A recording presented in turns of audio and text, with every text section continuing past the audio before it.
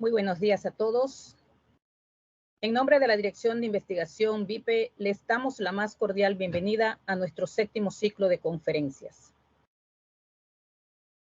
En esta mañana nos acompaña el doctor Carlos Medina, quien tiene un saludo para todos ustedes.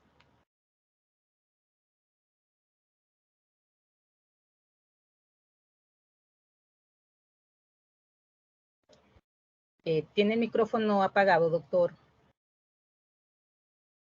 Muy buenos días a todos, bendiciones nuevamente.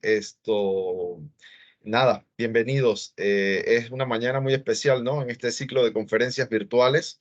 Espero pues que lo aprovechen al máximo. Tenemos con nosotros a la doctora Daphne Mora, al doctor Miguel Chen, con unos temas muy interesantes. Así que espero pues que sea de mucho provecho. Y muchísimas gracias pues por su participación a la doctora Daphne, al doctor Miguel. Muchas gracias pues por participar con nosotros, por aportar en este proyecto de los ciclos de formación, y a todos los participantes pues que espero pues que sea de mucho provecho. Así que entonces adelante, que tengan todos muy buenos días y disfrutemos entonces de la conferencia.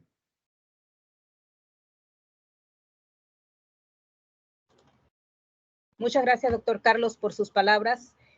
Queremos nuevamente, pues, como dijo el doctor Carlos, expresar nuestro agradecimiento a los expositores, investigadores, estudiantes y al público general que nos acompañan hoy. Su presencia, pues, en este evento es fundamental y les agradecemos por estar con nosotros. Antes de dar inicio a nuestro ciclo, les informamos que esta reunión se estará grabando, por lo tanto, les pedimos que mantengan los micrófonos en silencio. Las preguntas se responderán una vez que el expositor haya concluido su presentación y podrán realizarlas escribiendo en el chat o levantando la mano. Hoy tenemos el honor de contar con dos destacados expositores. La doctora Daphne Mora, quien es ingeniera mecánica con estudios de posgrado en ingeniería ambiental y una maestría en ciencias de ingeniería mecánica con especialidad en energía renovable y ambiente, obtenidos en la Universidad Tecnológica de Panamá. Además, realizó un doctorado en ingeniería civil e industrial en la Universidad de Calabria, en Italia, especializándose en el área de energética en edificaciones. La doctora Mora es profesora a tiempo completo e investigadora en la Facultad de Ingeniería Mecánica de la Universidad Tecnológica de Panamá, en el Departamento de Energía y Ambiente. Es directora del Grupo de Investigación en Energética y Confort en Edificaciones Bioclimática. Se ha destacado por su labor científica, recibiendo reconocimientos como el Premio Nacional por las Mujeres en la Ciencia 2021 de L'Oréal UNESCO, el Premio 25 Mujeres en la Ciencia Latinoamericana 3M 2021, y recientemente obtuvo la medalla Ana Sánchez Urrutia a la perseverancia científica otorgada por el Congreso APANAC. El doctor Miguel Chen Austin también nos estará acompañando esta mañana. Él obtuvo un doctorado en mecánica en la Universidad de Burdeos, en Francia, especializándose en energética en edificaciones, específicamente en el análisis experimental y modelado de la interacción envolvente ventilación natural.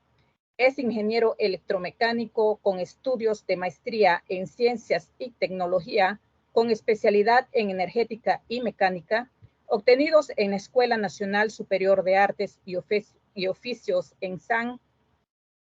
El doctor Chen es investigador de tiempo completo y docente en la Facultad de Ingeniería Mecánica de la Universidad Tecnológica de Panamá desde el 2019, donde se desempeña en las áreas de energía y ambiente, mecánica a nivel de pregrado y posgrado. Ha tenido fondos para proyectos de I+D de la Secretaría Nacional de Ciencias, Tecnología e Innovación, CENACIT. Asimismo, ha publicado artículos científicos a nivel nacional e internacional en revistas de alto impacto y ha participado en congresos nacionales e internacionales.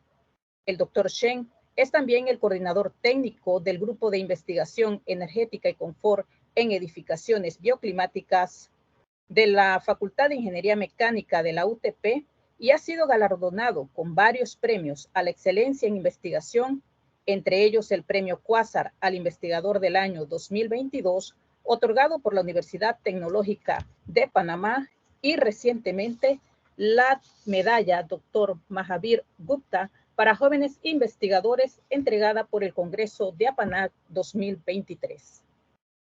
Hoy iniciaremos el ciclo con una breve introducción a cargo del doctor Miguel Chen sobre el grupo de investigación ESEP. Luego, la doctora Daphne Mora presentará su ponencia titulada Caracterización de la línea base del campus UTP Víctor Levi Sazos hacia una sostenibilidad ambiental, y finalmente el doctor Chen cerrará el ciclo con la presentación Aumento de la eficiencia energética del Parque Edilicio de Panamá hacia la energía neta cero. Sin más, los dejo a cargo del doctor Miguel Chen. Adelante, doctor.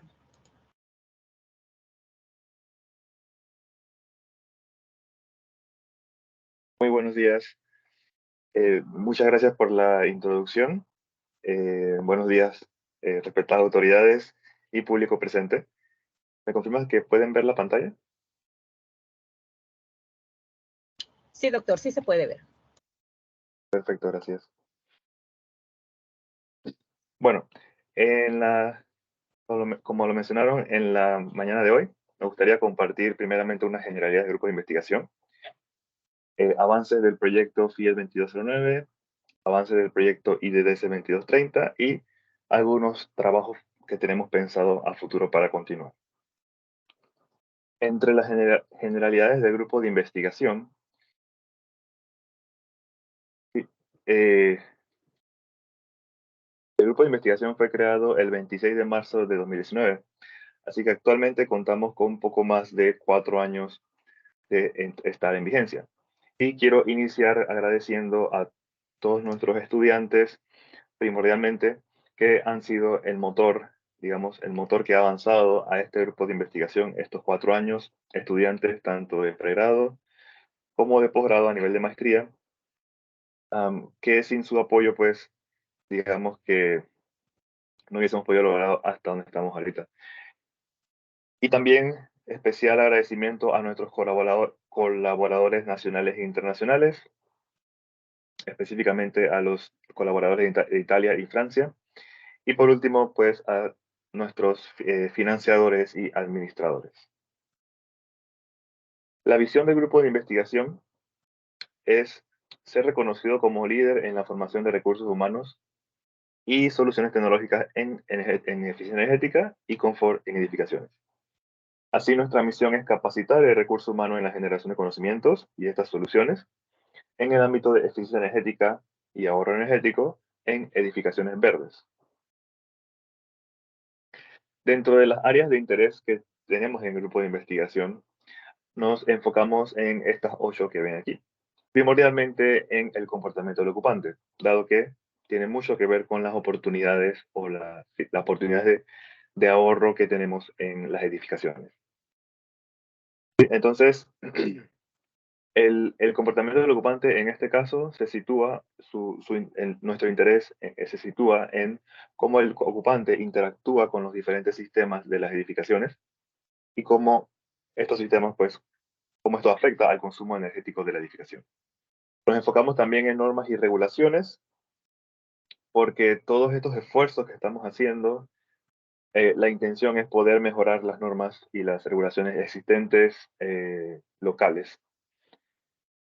También en la arquitectura bioclimática, cómo ella puede ser sistematizada y aplicada no tan a nivel individual a escala de edificios, pero también a escala urbana, como ven en este ejemplo a mano derecha. La biomimética o la biomímesis, en este caso también es un área. La biomímesis nos permite, digamos, estudiar lo que la naturaleza ha hecho, ha realizado, digamos, en base a la premisa, ok, nosotros como humanos tenemos un problema que queremos resolver y posiblemente la naturaleza ya lo ha resolvido. Entonces vamos a intentar estudiar los diferentes organismos, procesos naturales y ver cómo podemos traducirlos o trasladarlos a nuestros problemas de ingeniería. ¿Sí?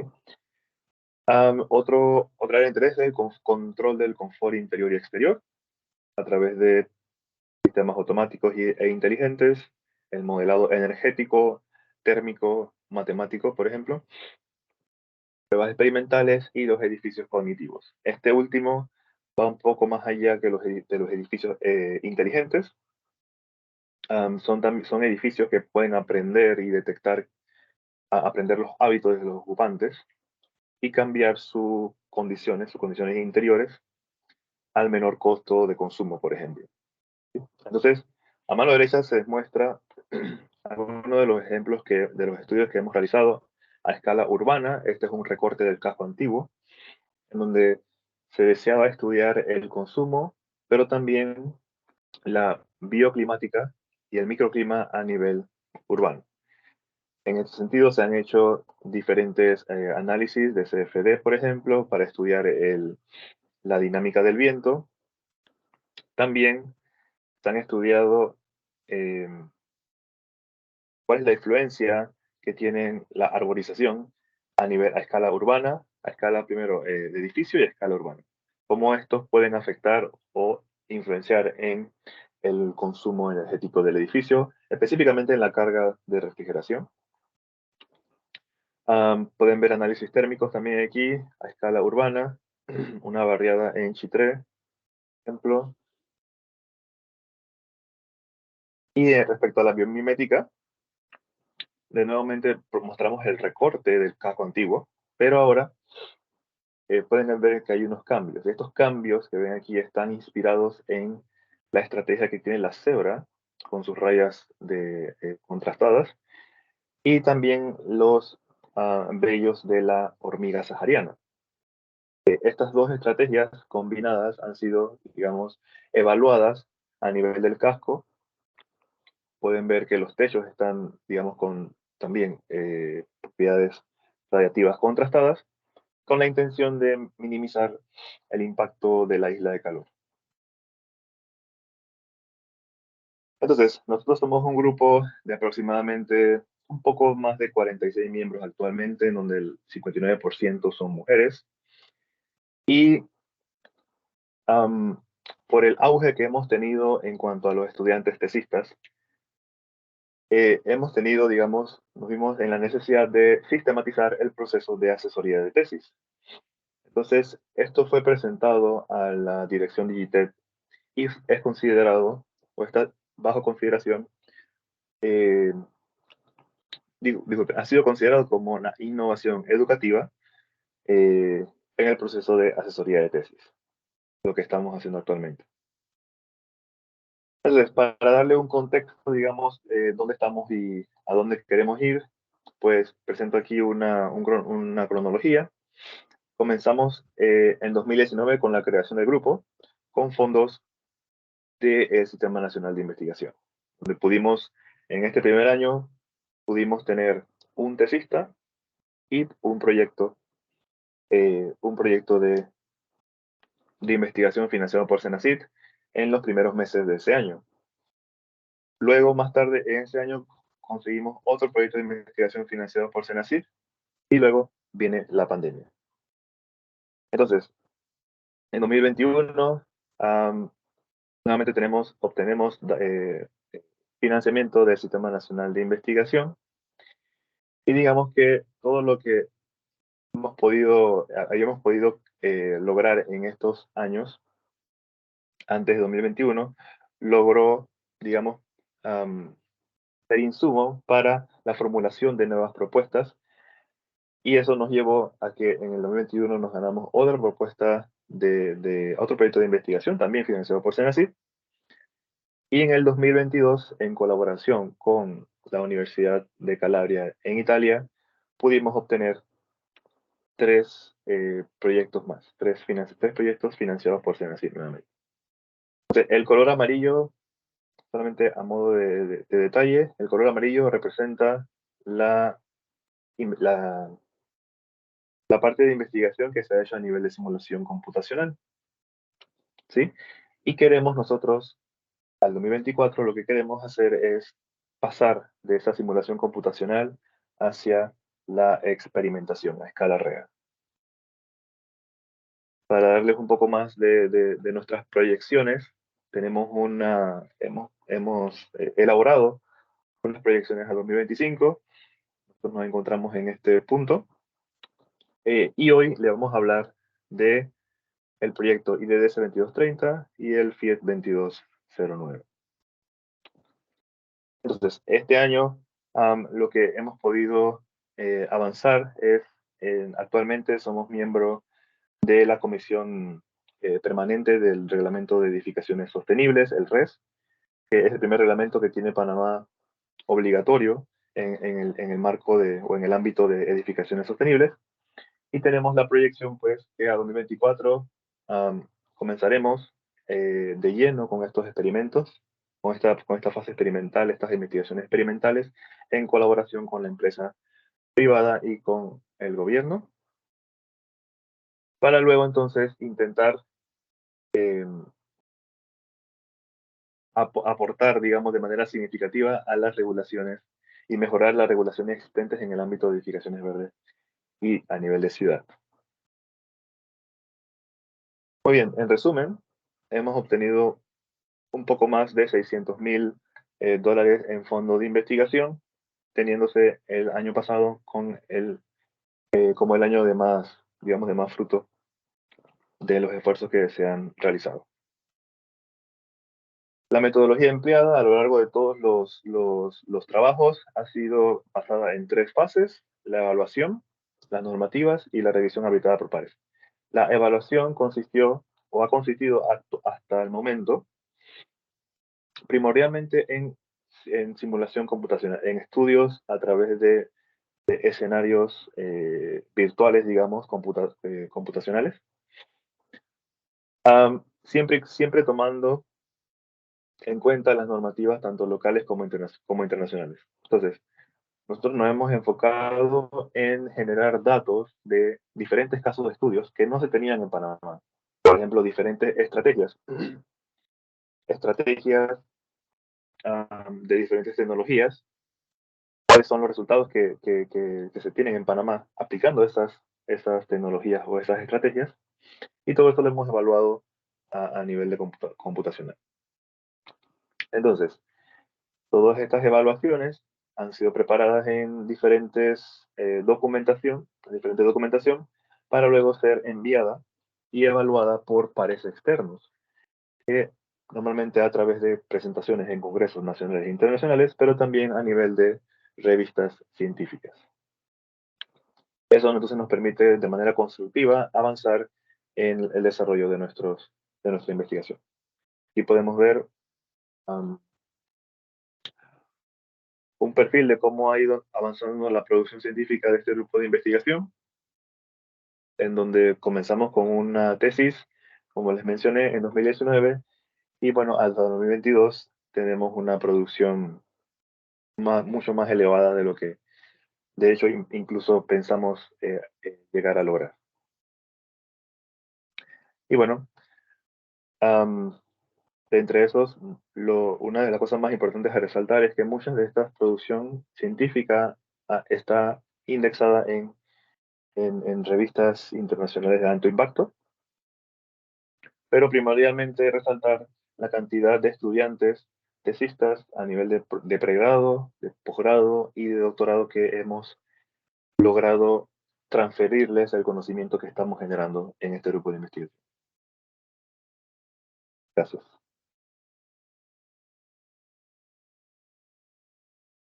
Sí. Ahora entonces pasamos a la siguiente presentación, para presentarles los avances del proyecto FIET 2209. ¿Cómo no? Muy buenos días. ¿Me pueden escuchar? Sí, se le escucha muy bien, doctora Daphne. Sí, muchas gracias. Bueno, ¿me confirman, por favor, si pueden ver mi pantalla? Sí, se puede ver. Sí, bueno, muchas gracias. Muy buenos días a las autoridades que nos acompañan, al público también porque nos acompaña en esta sala virtual. Agradezco mucho la iniciativa y que podamos nosotros compartir un año más los resultados de nuestros proyectos de investigación. De igual manera, agradezco a Miguel pues toda esta introducción para que ustedes conozcan un poquito más de lo que nosotros estamos haciendo a nivel pues del grupo de investigación. Permítanme aquí que no puedo ver el Teams, pero bueno, ok, yo avanzo aquí. Bueno, nosotros, como mencionaron, en este caso yo voy a presentar los avances de uno de los proyectos de investigación financiados por Senacid. Este proyecto se encuentra ya en la segunda etapa de ejecución. Este sería una parte, ¿no?, de los resultados que nosotros tenemos de manera preliminar.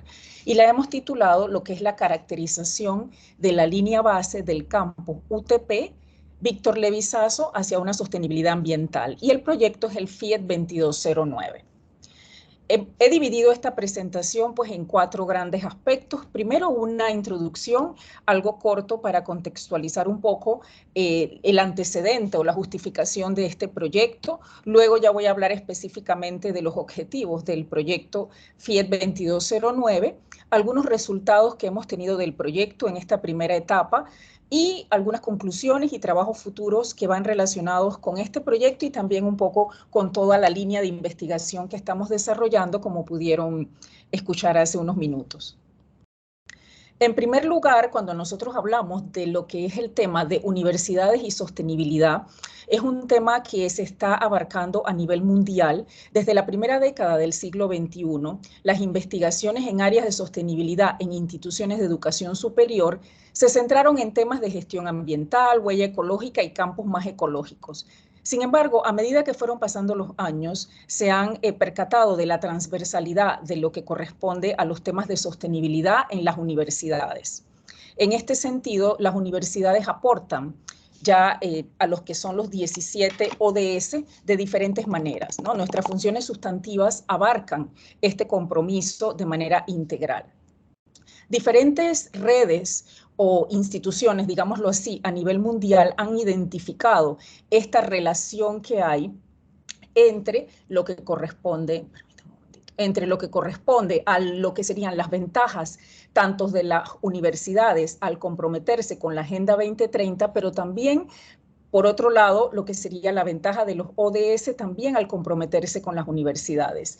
En este esquema que podemos ver aquí, que fue extraído de un documento que es la guía de cómo empezar con los ODS en las universidades, que se tomó de referencia para definir lo que fue el primer diagnóstico en el 2021, justo en el periodo de pandemia, para identificar cuáles son los aportes de manera transversal y únicamente tomando la documentación que se encontraba disponible en Internet sobre los diferentes proyectos de investigación, iniciativas y lo que aportan todos los estamentos a nivel de la UTP. Ese trabajo se realizó a nivel de pandemia y se identificó la necesidad de poder centralizar toda la información de manera de poder realmente definir métricas que nos permitan a nosotros evaluar la sostenibilidad a nivel integral en la universidad. Esto fue uno de los, digamos así, de los antecedentes más importantes de este proyecto, cómo nosotros podíamos integrar lo que era la parte de investigación que nosotros estamos realizando a nivel de energética en edificaciones y también poderla integrar con la parte operativa, en este caso de la organización, que sería pues el campus, iniciando con el caso de estudio del Víctor Levizaso, pero con trabajo futuro de poder expandirse, ¿no?, a todo lo que son los centros regionales y sedes de la UTP, y que seamos un ejemplo, ¿no?, a seguir, no solamente para nuestra institución, sino para otras instituciones que puedan replicar lo que serían las iniciativas que nosotros estamos realizando y ciertas metodologías también que nosotros deseamos establecer con este proyecto. Bueno, aquí únicamente presento un poco un esquema de lo que son nuestras funciones sustantivas y también está alineado directamente con lo que sería nuestro plan de desarrollo estratégico, el PDI, ya que el PDI, dentro de lo que fue su formulación en el año 2018, tomó en cuenta muchos aspectos importantes y dentro de eso también los ODS. Es decir, que todas las métricas que nosotros tenemos establecidas dentro de los indicadores para los que conocen lo que es el PDI, están relacionadas con ciertos aspectos, incluyendo también los aspectos de sostenibilidad. Sin embargo, fue un inicio y se requiere reforzar, se requiere establecer nuevos indicadores a nivel de universidad. Dentro de lo que es la sostenibilidad, existen diferentes aspectos, no voy a entrar aquí en detalles, pero un aspecto importante que me gustaría mencionar es el tema también que nosotros tenemos compromisos importantes a nivel tanto nacional como internacional por ser pues una institución, la segunda institución pública más importante en Panamá y la primera en las áreas de ingeniería y tecnología. Y tenemos lo que sería lo que se conoce como sostenibilidad legal, que serían los procesos de calidad y acreditación a los cuales también nosotros estamos directamente relacionados con las acreditaciones que nosotros hemos obtenido, tanto a nivel nacional como a nivel internacional, en el periodo prepandemia y también en pandemia que nos pudimos acreditar con el organismo de Francia, HCERES, que es un logro importante, ¿no? Bueno, aquí únicamente menciono otros organismos nacionales y regionales con los cuales nosotros también estamos acreditados y nos mantenemos continuamente con esa búsqueda de la calidad. Y dentro de esa búsqueda de la calidad también están establecidos lo que son métricas de sostenibilidad, porque nosotros, como les comenté, pues debemos ser un ejemplo, pero para eso nosotros tenemos que conocer cómo nosotros estamos con nuestro funcionamiento para poder determinarla y poder realmente definir lo que son las líneas bases, que es lo que voy a hablar en un momento, y poder entonces establecer lo que son objetivos o metas de reducción, pero ya con una metodología adecuada. Ahora vamos a pasar a algunas definiciones generales sobre las cuales nosotros hemos trabajado en este proyecto y que estamos trabajando pues de manera integral también en todo lo que son los proyectos que estamos trabajando en ESEP. Una de ellas sería lo que sería establecer la línea base y aquí específico en temas pues energéticos. Nosotros tenemos diferentes lineamientos. Lo que nosotros estamos utilizando serían las normas ISO, la 50001, como pueden ver aquí, que sería la que define un sistema de gestión de eficiencia energética, y también lo que sería ya específicamente la ISO 50006, que nos establece cómo nosotros podemos definir no solamente una línea base, sino también indicadores de rendimiento energético, que ese sería uno de nuestros objetivos de este proyecto. Para definir estos indicadores ya está establecida por esta normativa una serie de lineamientos, una serie de pasos que se deben adaptar a lo que sería la organización específica. Por eso la importancia de que nosotros conozcamos la parte operativa también de la universidad y podemos entonces integrar el conocimiento técnico a también lo que son las funciones operativas de la universidad. Dentro de lo que son los indicadores de rendimiento y los indicadores de eficiencia energética, existen diferentes aspectos a considerar. Por ejemplo, hay que determinar un periodo específico. Nosotros ahora vamos a ver algunos resultados, pero el tema en este momento es que tenemos data de los últimos años, pero como hemos pasado por un periodo completamente imprevisto, atípico, que fue la pandemia, ha sido realmente difícil el poder establecer un patrón o un comportamiento, digamos, desde el 2019, que fue nuestro último año completo, digámoslo así, presencial en la universidad, luego el 2020 pandemia, 2021 irregular, 2022. Y también otro aspecto importante en este tema energético para nuestro campus es la inauguración, digámoslo así, o la habilitación o puesta en operación de los nuevos edificios dentro del campo. Entonces, todos estos aspectos hay que tomarlos en cuenta porque son importantes y que nos han tal vez limitado un poquito con lo que sería la definición de la línea base y el poder definir los indicadores, que tal vez tenemos que esperar un poco más de regularidad en lo que sería el comportamiento y el uso de los espacios dentro del campus que van a impactar directamente lo que sería el consumo energético, no solamente de electricidad, sino de otros aspectos que vamos a ver en un momento, ¿no? Y el objetivo energético aquí sería el mejoramiento del rendimiento energético, el definir, pues, aquí podemos verlo de manera gráfica, cómo se relaciona lo que serían los indicadores de rendimiento energético, lo que sería la línea base y los objetivos energéticos. En este sentido, nosotros vamos a partir de una línea base que vamos a definir, luego vamos a tener diferentes indicadores que también vamos a definir dependiendo de los aspectos de la organización y vamos a tener también objetivos energéticos que los podemos ver aquí. Sin embargo, nosotros vamos a poder medir lo que sería esa mejora en el desempeño energético a través de la definición de estos parámetros. Ese sería uno de los objetivos. Otro aspecto que nosotros nos hemos centrado con este proyecto sería la definición de la huella ecológica. La huella ecológica no es más que la superficie necesaria para producir los recursos consumidos por un grupo de personas de una determinada región, así como la necesaria para absorber los residuos que generan. Viene dado en hectárea por persona por año. Nosotros nos estamos enfocando en lo que sería el campus, que tiene una estructura de 19 edificios y una serie de información que nosotros hemos recabado. Para este indicador existen diferentes metodologías. La que se ha encontrado en literatura que ha sido utilizada en otros campus universitarios ha sido la de definir componentes y el poder encontrar lo que es la huella ecológica a través de la huella de carbono de cada uno de esos componentes. ¿Cómo se definen esos componentes? Es una parte muy particular de cada organización en donde se le va a hacer relevancia a cuáles serían los impactos más importantes de esa organización.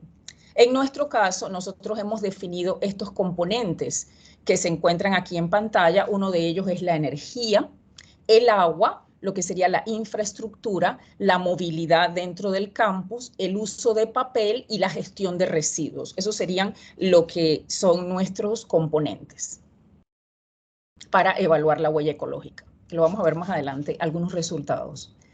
También, bueno, tenemos lo que sería la huella de carbono, que no es más que la categorización de las emisiones de gases de efecto de invernadero por diferentes fuentes y actividades dentro de una organización. Esto también es algo muy típico de lo que sería la organización, las diferentes fuentes que pueda tener de energía, cómo utilizan la energía y definir una metodología estandarizada que se pueda utilizar a través del tiempo. Es lo que nosotros también estamos buscando dentro de este proyecto, ¿no? Con los diferentes alcances que pueda tener nuestro campus, que realmente es bastante, no es muy complejo por la tipología, pues, de campus que nosotros tenemos y las fuentes de energía. Otro aspecto que nosotros estamos trabajando también sería la huella hídrica, que no es más que una medida de la apropiación del agua dulce por parte de la humanidad en volúmenes de agua consumida y o contaminada, que estaría relacionado con el impacto que nosotros tenemos a nivel de uso del agua dentro del campus universitario. Aquí hay diferentes tipos de huella, ¿no? Como lo pueden ver, la huella azul, que está especificada para agua dulce superficial y subterránea que ha sido consumida.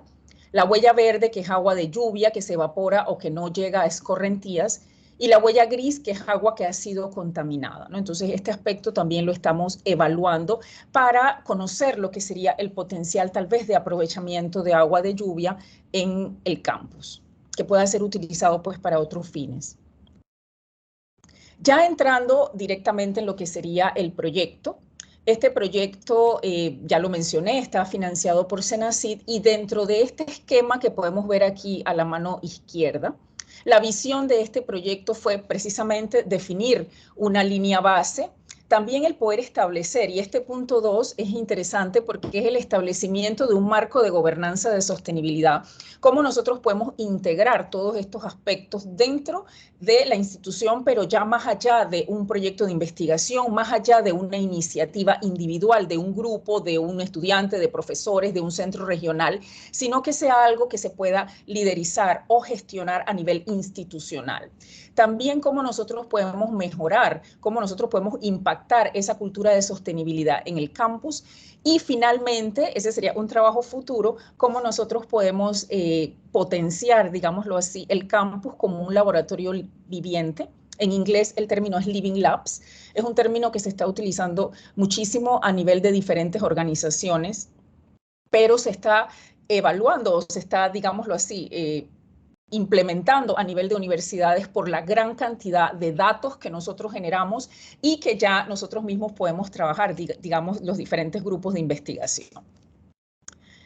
Bueno, aquí no voy a entrar en este detalle de la metodología, que básicamente lo que nosotros, solamente para mencionar, nosotros queremos en la primera fase del proyecto realizar lo que es un diagnóstico, que ahora vamos a ver algunos resultados. Luego de eso, el que nosotros podamos establecer o identificar algunas estrategias de mitigación y adaptación, evaluar estas estrategias individuales o combinadas y al final que nosotros podamos establecer o definir indicadores de sostenibilidad para la universidad, ya dando, ¿cómo les puedo decir?, planteando la necesidad de sistematizar la recolección de información de nivel sistemática. Lo mismo que hacemos en el PDI, pero expandir lo que serían métricas y que se conozca quiénes son las fuentes de los diferentes datos, la periodicidad con que estos datos se requieren recolectar y también una metodología adecuada que se siga cada periodo que se requiera realizar la medición y que se pueda comparar, como les dije, pues con una línea base y nosotros podamos conocer si hemos avanzado, si estamos en una situación pues que debemos tomar medidas y eso nos va a permitir va a permitir a lo que serían las autoridades universitarias también a poder tomar decisiones en base a los datos que nosotros mismos estamos generando dentro de la universidad. No solamente modelos que podamos tomar de otras fuentes o de literatura, sino que sería pues con nuestros propios datos. Y bueno, y la generación, como les dije, pues de directrices. Ahora vamos a ver qué nosotros hemos evaluado hasta este momento. Cabe mencionar que este es un trabajo integral porque nosotros necesitamos información de diferentes estamentos de la universidad. Es un trabajo en donde nosotros solicitamos información a las diferentes, por ejemplo, la Vicerrectoría Administrativa, las diferentes facultades, el Departamento de Energía y Ambiente, la eficiencia energética, ya les digo, la oficina la dirección de mantenimiento, es algo integral, realmente depende de la información, de los datos que nosotros necesitamos. De esa manera, entonces, nosotros nos comunicamos con los diferentes departamentos y agradecemos mucho lo que es esa anuencia a poder sacar pues ese tiempo adicional también para prepararnos esta información que realmente va a tener pues un impacto importante dentro de la institución, más allá de lo que pueda ser la investigación per se, ¿no? Sino nosotros buscamos abarcar un poco más, que sería ya poder dar directrices o dar sugerencias, digámoslo así, ¿no? Dentro de lo que nosotros hemos establecido, para esta, cabe mencionar, que no lo dije, pero para lo que es establecer la línea base, nosotros tenemos unas fuentes de datos. Una de las primeras fuentes de datos serían los recibos de luz, por ejemplo, los recibos de agua, los recibos de gas licuado de petróleo, por ejemplo. Sin embargo, no son las únicas fuentes. Nosotros requerimos... Ay, se abrió un micrófono. Ok, gracias. Sí, requerimos, como les decía, mayor información y en base a eso nosotros tenemos también algunas otras estrategias que hemos implementado. Dentro de lo que sería el consumo eléctrico, hemos tenido la información que nos han suministrado el Departamento de Finanzas, si no me equivoco, en donde nosotros tenemos la información de los consumos en el campus desde el 2019, 2022. Esta información nosotros pues se ha tabulado y se han generado algunos indicadores energéticos como lo que son el factor de carga, la demanda máxima, la intensidad energética, de manera de poder nosotros conocer un poco cómo se da el comportamiento, pero esto es a muy grandes escalas porque hay limitaciones también en cuanto a los datos que nosotros podemos tener o ¿cómo les puedo decir? O sea, el nivel de detalle de esos datos, o sea, que quisiéramos tenerlos tal vez a nivel de edificio, pero no es posible. Entonces, ahí nosotros requerimos el poder establecer otras estrategias como esta que vemos aquí. En este caso, nosotros empezamos en octubre del año pasado un monitoreo del edificio 1 con un sistema de gestión energética, el equipo lo pueden ver aquí. Bueno, también cabe mencionar, como lo mencionó el profesor Miguel, que tenemos también los modelos de algunas de las edificaciones de la universidad, el modelo que nos permite también a nosotros hacer diferentes cálculos de simulación energética ya específicos como casos de estudio. En este caso aquí podemos ver el edificio 1, que es precisamente donde tenemos estos sensores. Ya este mes se cumple un año del monitoreo, así que ahora estamos listos para poder evaluar esta información y poder complementarla con lo que serían los modelos que nosotros tenemos a nivel de simulación energética. Entonces, en cuanto a lo que sería el consumo de gas, bueno, también ha sido años irregulares que hemos tenido este consumo de gas licuado de petróleo, básicamente por lo que son las cafeterías de los edificios, en el campus y alguno que otro laboratorio en donde haya necesidad de este insumo. Se ha también evaluado estos datos, pero realmente no les puedo decir que tenemos un resultado. Tenemos resultados preliminares como los meses de mayor consumo, febrero, abril y septiembre, pero se requiere mayor monitoreo por lo que ya he mencionado. En cuanto al consumo de combustible, nosotros nos estamos basando en lo que sería la flota vehicular en el campus. Los vehículos que son de la universidad que se desplazan a lo largo pues del campus, y también lo que son los equipos que se utilizan para el mantenimiento de áreas verdes, que ya pueden utilizar combustible, ya sea diésel o gasolina, y que ustedes saben pues que siempre el campus se encuentra pues muy organizado, muy hermoso, y eso requiere también el uso de energía para poder mantener pues las áreas verdes en las condiciones más óptimas. Hemos también solicitado lo que sería el consumo de combustible y bueno, hemos tenido los datos nos los han dado y nosotros hemos generado pues una serie de gráficas para también evaluar lo que sería pues este consumo y que nos ha permitido calcular lo que es la huella ecológica. En el consumo de agua, de igual manera, tenemos pues lo que sería el acceso a las diferentes facturas de los medidores que tenemos establecidos pues, o que están instalados dentro del campus. Otro aspecto importante es también que nosotros tenemos la información acerca de todo lo que es la infraestructura física del campus. ¿Qué quiere decir eso? Cuánto es, tenemos los planos de los diferentes edificios, las características constructivas de los diferentes edificios que nos permiten a nosotros poder modelarlos energéticamente hablando. Tenemos en el campus, nosotros hay 63 hectáreas, son 19 edificios, 23.729 metros cuadrados de área construida y tenemos una cobertura boscosa de 36 hectáreas, aproximadamente un 53%. Adicional a eso, también nosotros conocemos alguna otra información acerca de los sistemas mecánicos que están instalados a lo largo de cada uno de los edificios. Hemos hecho un levantamiento bastante detallado de algunas de las edificaciones existentes dentro del campus. Todavía pues nos falta trabajar en algunas otras. También hemos solicitado los planos de plomería, los planos de los sistemas especiales y toda esta información, como ustedes pueden ver, es necesaria para que nosotros podamos avanzar y ha sido pues gentilmente proporcionada por los diferentes departamentos, en este caso el Departamento de Ingeniería y Arquitectura, que nos ha siempre colaborado y nosotros pues continuamos solicitando la información. Dentro de lo que ya nosotros hemos realizado en cuanto a movilidad, nosotros aquí podemos ver una imagen. Una de nuestras estudiantes realizó una encuesta a los conductores del campus, Víctor Levizazo, precisamente para conocer un poco cómo se da ese comportamiento, ese movimiento pues, de la flota vehicular durante el día, ya con alguna información que no es solamente el consumo de combustible.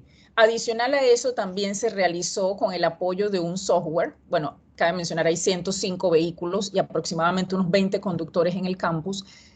En la parte inferior aquí podemos ver lo que fue un estudio que se hizo, también analizando lo que sería el metabolismo a través de imágenes satelitales para determinar lo que sería la temperatura, cómo es el cambio de la temperatura con los cambios pues, de construcción que se están haciendo dentro del campus y poder evaluar el confort térmico exterior, ¿no? Cuando nosotros caminamos dentro del campus, cómo se siente esa sensación térmica dentro del campus. Eso lo hicimos a través de Envimet. y se generaron pues algunos resultados en cuanto a, se presentaron pues en uno de los proyectos, en una conferencia internacional, ¿no? Hay bastantes condiciones de disconfort a lo largo pues del campus. Otro aspecto que también se evaluó sería la ruta de distribución óptima para lograr la mínima huella de carbono en el campus universitario, y esto está relacionado con la dirección de los vehículos cuando ingresan al campus.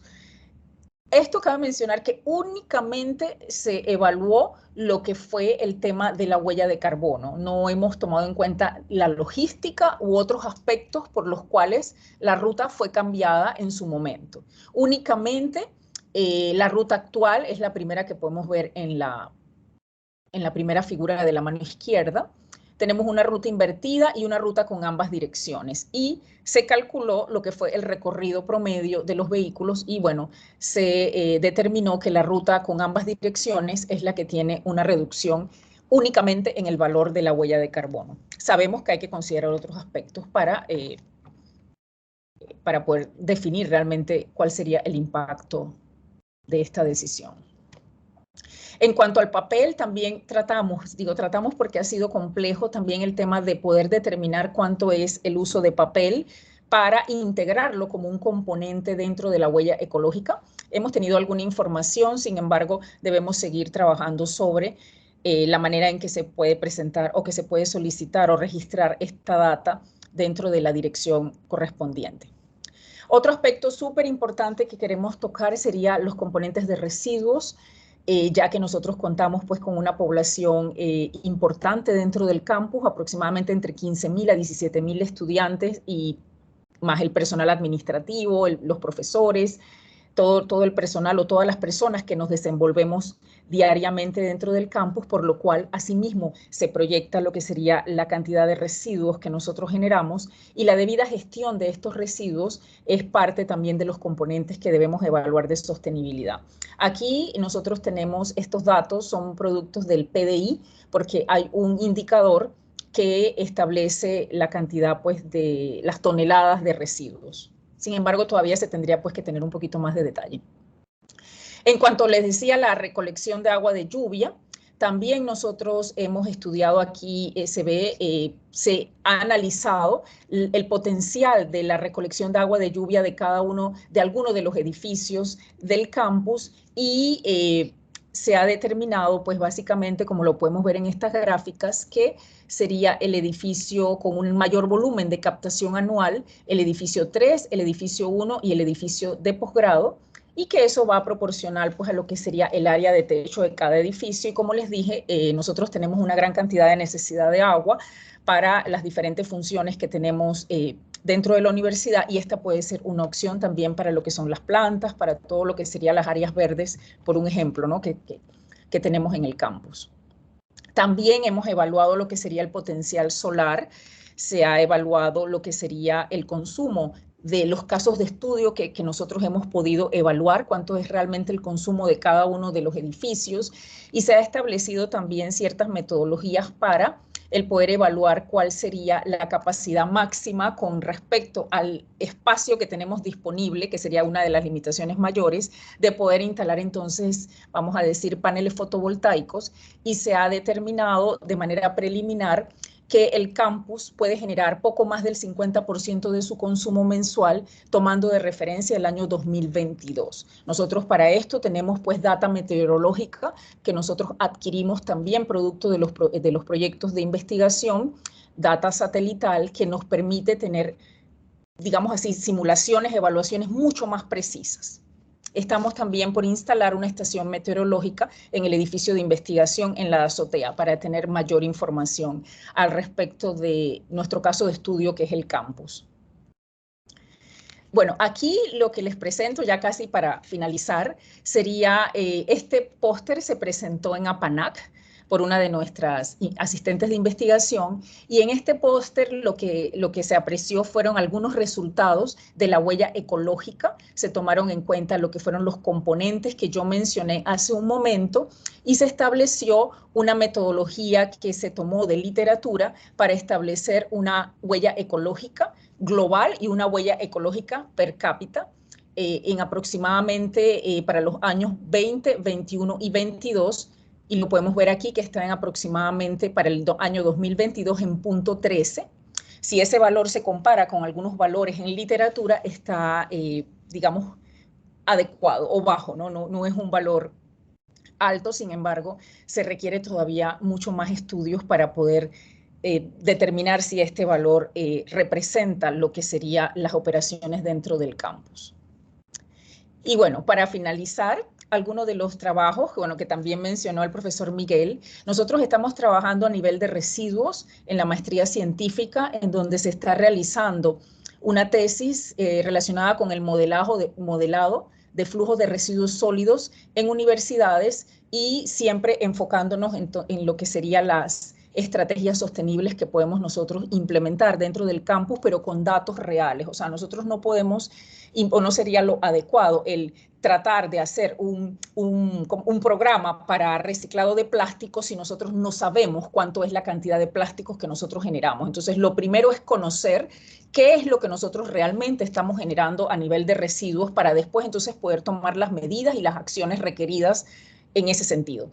También estamos trabajando en una tesis para compostaje, para el aprovechamiento de los desechos orgánicos generados en la universidad, no solamente de la cafetería, sino también todo lo que es la recolección de hojas y de todos los residuos que se generan diariamente dentro de lo que sería nuestra cobertura, nuestras áreas verdes. También estamos evaluando lo que sería el potencial de viento de generación eólica, una manera de poder complementar con lo que sería la generación solar. Y dentro de lo que son las emisiones, también nosotros del proyecto tenemos una suscripción por un año de una plataforma en donde la utilizan ciertas organizaciones y universidades en Estados Unidos para tener un seguimiento de lo que sería su huella de carbono, porque el tema de la huella de carbono no es solamente que yo defina una metodología, sino ya, bueno, en otros países, en Estados Unidos, ellos necesitan que esa huella de carbono que calculan en las universidades, por lo menos así lo hacían pues donde estaba yo en el MIT o en la Universidad de Davis, que tuve la oportunidad también, luego que ellos hacen todo lo que es la recolección de su huella de carbono, ellos tienen que tener esos datos disponibles para que un ente, un tercer ente, los revise y valide de que en efecto eso es así, ¿no? Hacia allá nosotros podríamos pensar en llegar pues en algún momento en cuanto a nuestra información, no solamente en el campus, sino a nivel pues de instituciones, por ejemplo, gubernamentales o de otro tipo. Así que bueno, yo con esto culmino, que ya tengo 2 minutos de más, así que yo les agradezco mucho realmente su atención y el poder compartir con ustedes un poco de lo que son los resultados preliminares de este proyecto de investigación. Muchas gracias. Como no, muchas gracias a usted, doctora Daphne, por su presentación. Las preguntas las estaremos dejando al final, luego que culmine pues el doctor Miguel Shen, y así de esta manera tendremos un solo periodo de preguntas y respuestas. Así que adelante, doctor Miguel.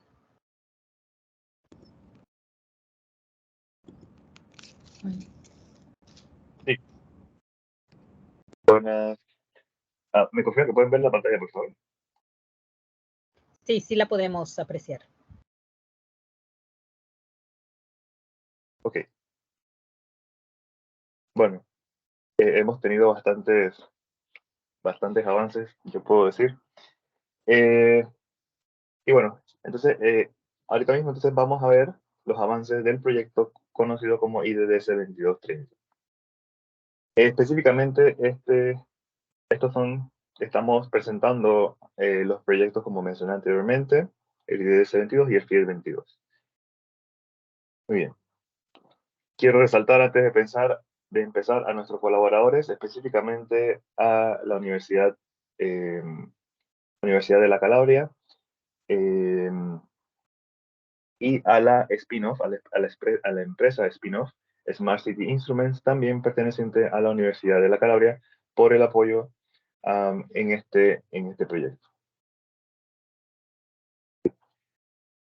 Entonces, este proyecto tiene que ver con la caracterización del campus, del parque, ¿sí? Del parque edilicio de Panamá. Actualmente tenemos normativas, tenemos una regulación, o un reglamento de edificaciones sostenibles que es de carácter obligatorio, pero es únicamente hacia o enfocado a las edificaciones nuevas. Entonces, vamos a ver lo que hemos estado estudiando, de qué se puede hacer para las edificaciones que ya existen o que existen en la ciudad, en el país. Pero para eso, antes me gustaría introducirles algunas definiciones claves para entender lo que y por qué lo estamos haciendo, por qué es lo que estamos haciendo. Entre estos, aquí pueden ver una imagen que presenta los factores determinantes en el uso de la energía en una edificación. Digamos, ya no a escala de urbanización, a escala de ciudad o a escala de campus, que también se puede llamar una pequeña ciudad, sino más bien a escala de cada edificio de manera individual. Entre ellos, pues, que tenemos factores que afectan el rendimiento, como las condiciones meteorológicas, el clima tropical de Panamá, que es un clima tropical en la ciudad de Panamá de sabana. Tenemos la envolvente del edificio, qué materiales estamos usando, ¿verdad? ¿Cuál es el área de ventana que tenemos en el edificio, cuántos pisos, etcétera? Y los sistemas de energía y los servicios, en este caso los sistemas de aire acondicionado, luminarias, elevadores, dependiendo del edificio, entre otros, ¿no? Y todos estos pues afectan, digamos, al rendimiento del edificio y son parámetros, por ejemplo, el envolvente del edificio, los sistemas son parámetros que nosotros podemos controlar desde el diseño, cuando inicia, digamos, el ciclo o el periodo de vida de cualquier edificación. Entonces, estos parámetros, tanto la envolvente del edificio como los sistemas de energía y servicios, se van a ver afectados o impactados va a haber una interacción con ellos dependiendo de la actividad que se realice dentro del edificio, ¿no? Y por eso, pues, uno de los factores determinantes también es las actividades que va a realizar el ocupante, ¿no? Y esto se evidencia con el consumo de energía, tanto de consumo de energía como de agua que pueda tener el edificio, y esto también va a depender del diseño interior, y evidentemente pues de la operación de ese edificio y la correcta operación y el mantenimiento de los sistemas, pero también de la envolvente. Entonces, esto es importante mencionarlo porque de todos estos factores, digamos que nosotros pudiésemos desde el diseño, antes que el edificio sea ocupado, sea operado, nosotros podemos implementar una gran cantidad de medidas de ahorro, de medidas de eficiencia energética, ¿no? Nuestro edificio puede ser lo más eficiente posible antes de, digamos, entregárselo, o antes de ocuparlo, antes de operarlo, ¿no? Entonces se ha encontrado en la literatura que entre más el edificio es eficiente, más se verá, digamos, más notable será el comportamiento o la operación de ese edificio, destacando que el comportamiento del ocupante es el factor determinante en el consumo de energía del edificio, que siempre busca su confort interior. De hecho, en la literatura se ha encontrado que el edificio diseñado muy eficiente, por ejemplo, y que siempre se proyecta un consumo antes de ser entregado del edificio, antes de ser operado, que esa proyección de consumo en respecto a cuando 2 años después de que fue operado, que fue ocupado, hubo una diferencia de consumo del 50% de lo que se proyectó con lo real. Y todo eso asociado únicamente o en su mayoría al comportamiento del ocupante. Entonces, esto brinda un contexto de por qué es importante estudiar este aspecto. Otro aspecto que quisiera resaltar, que va de la mano con este proyecto, es qué son las edificaciones de energía neta cero. Palabras sencillas, una edificación a energía neta cero es una edificación que a escala anual, ¿sí? Digamos a escala anual, logra generar o proporcionar todos esos recursos, específicamente en este caso el energético, que utiliza, digamos, que consume. Al final del año se hace un balance entre cuánto produje, cuánto generé de energía, cuánto consumí de energía. Y eso al final del año pues debe dar 0. Si eso se logra, pues entonces la edificación se considera como una edificación a energía neta 0 o balance neto 0. Entonces, hay diferentes pasos, ya las las diferentes instituciones y normativas internacionales, básicamente europeas, llegaron a un consenso de una metodología, digamos, una hoja de ruta para concebir una edificación de energía neta cero desde 2015. Y eso pues comienza con un diseño pasivo, digamos, a abarcar todas las posibles estrategias pasivas, digamos, que no consumen energía, adaptadas al clima donde va a estar la edificación, para, digamos, amortiguar diferentes cosas y proporcionar un confort a los ocupantes, digamos, con el objetivo que utilicen la menor cantidad de energía para lograr su confort. Luego, introducir medidas de eficiencia energética, digamos, para enfriamiento de aire, calefacción, por ejemplo, agua caliente, que todos los sistemas y servicios que nosotros vamos a incorporar en ese edificio sean lo más eficientes posibles. Entonces, digamos que con este diseño pasivo pude solventar ciertas cosas que el ocupante va a hacer para lograr su confort, que pueden generar un consumo de electricidad, y luego los servicios estos el ocupante, con el que el ocupante va a interactuar son lo más eficientes posibles, pues se puede decir que aún queda un remanente, digamos, de energía que el ocupante de alguna manera va a necesitar, energía, digamos, de la red eléctrica, va a necesitar para lograr, lograr ese confort que él quiere, esa comodidad que él está buscando, ¿no? Y este remanente, ¿verdad? Lo que se espera que sea pequeño, digamos, se logre suplir a través de una generación local en el edificio, ¿sí? En el edificio puede ser a través de paneles fotovoltaicos, y Panamá, por ejemplo, tiene un alto potencial de generación fotovoltaica a partir de paneles fotovoltaicos. Pero puede ser a través de otras tecnologías de generación renovable. Entonces, por último, están las estrategias de renovación, ¿okay?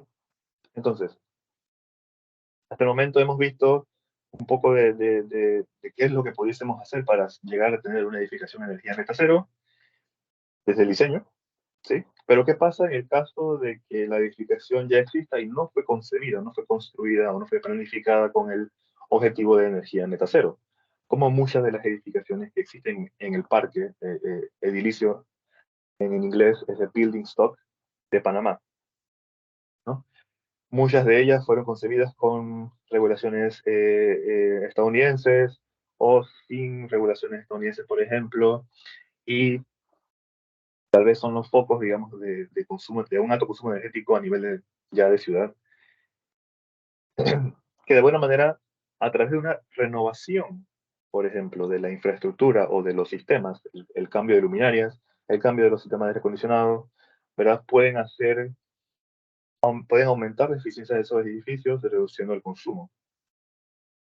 Entonces, pudiésemos categorizar a un edificio existente en las medidas de renovación que puedas tener. Podemos categorizarlas en 4 categorías. Las estrategias pasivas, digamos, fortalecer las estrategias pasivas de esa edificación existente, cambiando, modificando, por ejemplo, las paredes, los techos, entre otros. Tenemos las medidas activas también, hacer más eficientes, reemplazar por sistemas eficientes todos los sistemas activos que tiene la edificación. Podemos incorporar en el sistemas de energía renovable.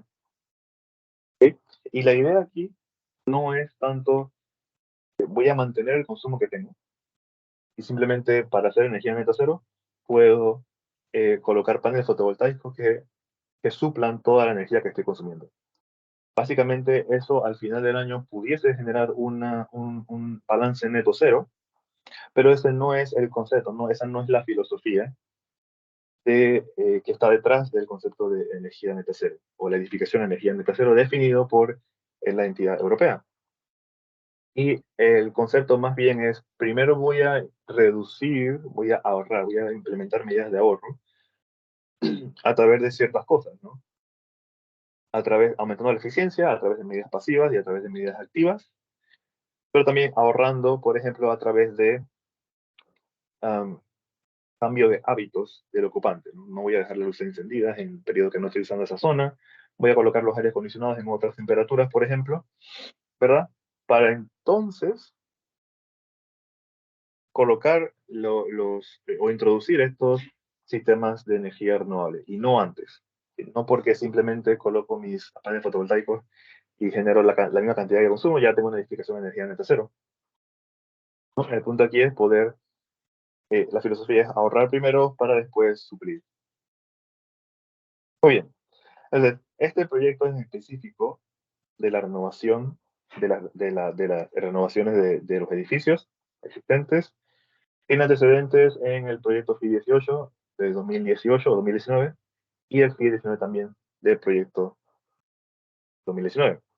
Y estos antecedentes van relacionados a esa caracterización tanto de los edificios como del comportamiento del ocupante en Panamá. Y lo hemos hecho a nivel de residencia y a nivel de oficina, pero sobre todo a nivel de residencia, tanto casas como apartamentos.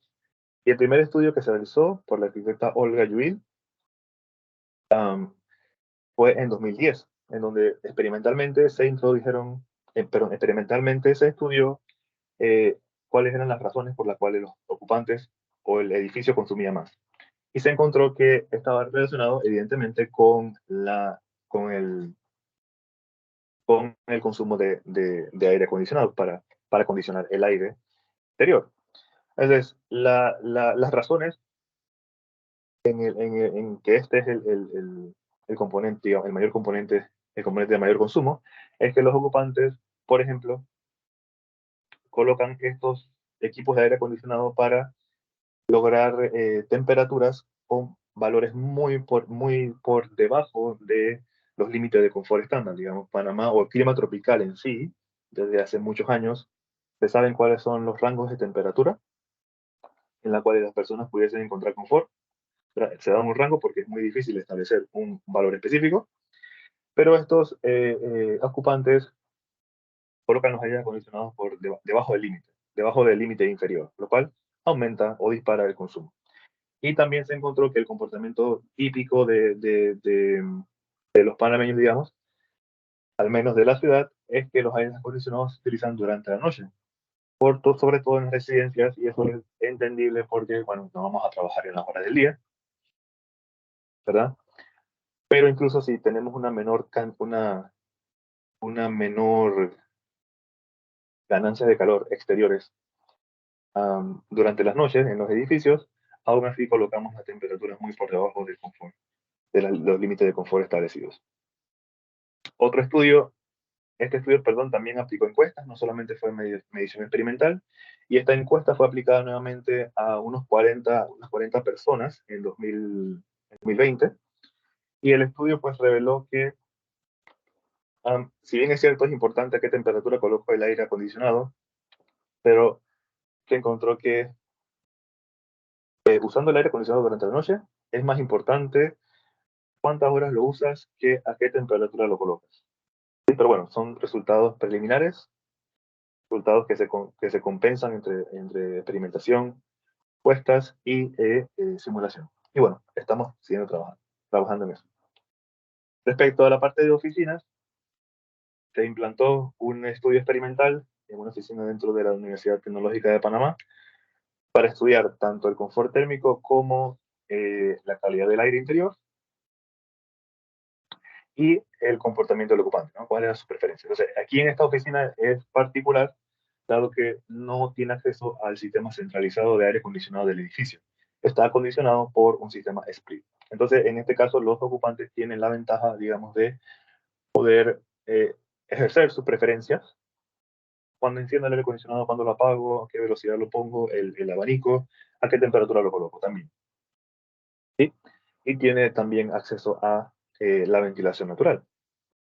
Entonces, se midieron variables como CO2, contaminantes, volátiles orgánicos, temperatura, humedad, y se encontró que el rango preferible de temperatura de los ocupantes está entre 20 a 24 grados, y se encontró entre los resultados relevantes que las concentraciones de CO2 de la oficina, superan los recomendados por los estándares internacionales. ¿Sí? Se aplicaron también las encuestas y se encontró que sí, digamos, en ciertos momentos los ocupantes presentan algunos síntomas relacionados con estos valores elevados, por ejemplo, de CO2, ¿no? Entonces, y esto se debe claramente a la unidad SPIC, que no renueva el aire interior.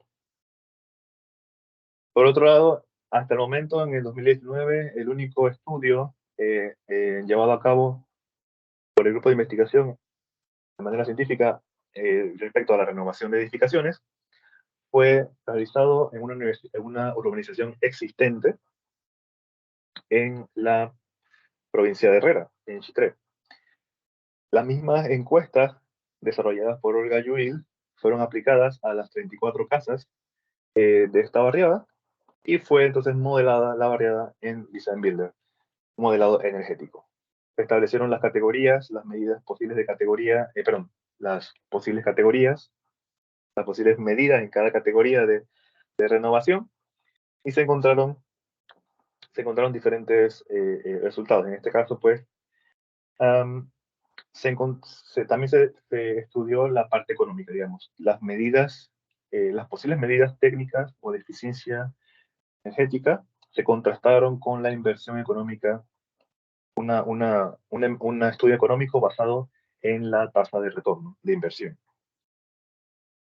Entonces, entre todos los resultados, se encontró que si yo solamente voy a renovar las edificaciones, tomando en cuenta o intentando actuar sobre el envolvente del edificio, eso me va a producir un ahorro, digamos, una reducción de consumo, pero comparado con el costo de eso, no es factible solamente hacer una renovación a partir de, digamos, actuando sobre el envolvente, modificando paredes, cambiando techos, cambiando ventanas, ¿verdad? No es tan significativo el ahorro o la reducción de consumo que se logra.